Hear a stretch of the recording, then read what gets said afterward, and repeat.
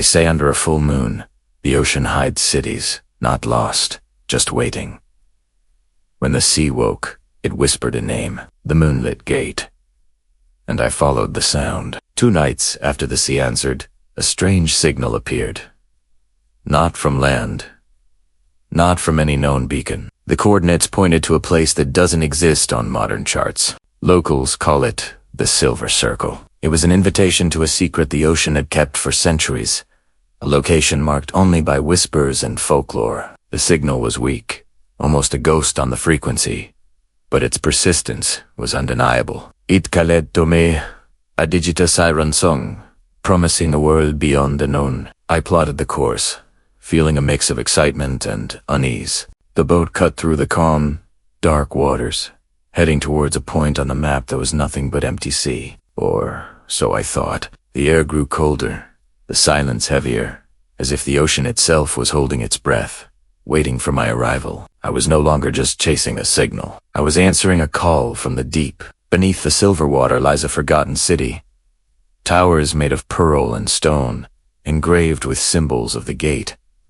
The instruments read no depth, as if the city floats between 2 worlds, sea and sky. As my submersible descended, the darkness gave way to a soft, ethereal glow. Structures that defied logic and time emerged from the abyssal mist. Immense pillars, draped in phosphorescent seaweed, reached up towards a surface that felt miles away, yet impossibly close. Intricate archways, carved with a precision no modern tool could replicate, formed silent boulevards. My sonar, which had been a reliable guide, went haywire. It couldn't measure the distance to the seafloor, because there was no seafloor. The city was suspended in the water, a mirage made solid, a kingdom untethered from the world above. Every part of it pulsed with a gentle, silent energy. It wasn't a ruin. It was sleeping, dreaming of starlight and tides.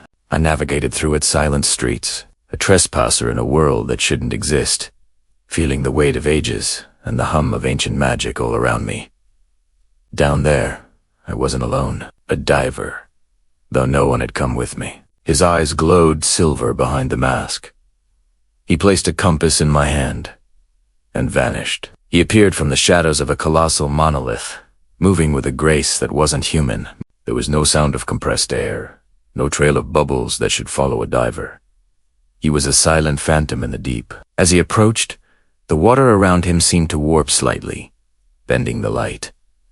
I was frozen, not by fear, but by sheer awe. He drifted closer until we were face to face, separated by just a few feet of water in a world of questions. His mask was dark, but 2 points of silver light shone from within, studying me with an ancient intelligence. He extended a gloved hand, holding a rusted, ornate compass. It didn't look like it belonged to this century, or any century I knew. I reached out, my fingers brushing his as I took it. The moment I had it, he dissolved into a burst of bubbles and light, leaving me alone again in the silent, impossible city, with a strange artifact humming in my palm. The compass wasn't broken. It was alive. Every time the moonlight hit the water, it aligned, whispering a direction. Beneath the light itself, back on the deck of my boat, under the vast, starry sky, the compass was erratic. Its needle spun wildly, a frantic dance of rusted metal and forgotten magnetism. It was useless as a navigational tool, or so it seemed. I almost tossed it aside in frustration, but then a ray of moonlight broke through the clouds, casting a brilliant, shimmering path across the ocean's surface. Instantly, the spinning stopped. The needle locked into place with a soft click, pointing not north, not south, but straight down, directly at the moon's reflection, shimmering on the waves. It was pointing to the light within the water. A message materialized in my mind, clear as a bell. Follow the light below.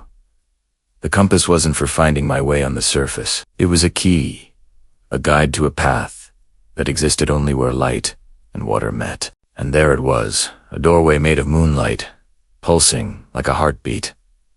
The gate didn't open. It invited. Following the compass's direction, I dove back into the chilling embrace of the sea. Deeper and deeper I went, into the heart of the glowing abyss. Then, I saw it. A vein of pure, concentrated moonlight pierced the ocean, a solid column of light cutting through the darkness.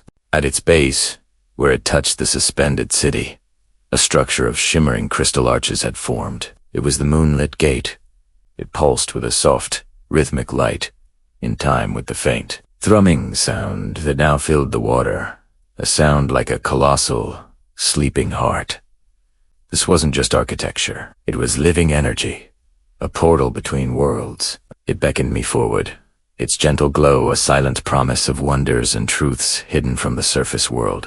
Primera sua me closa, drawn by an irresistible pull, knowing that to pass through it would be to leave everything I knew behind.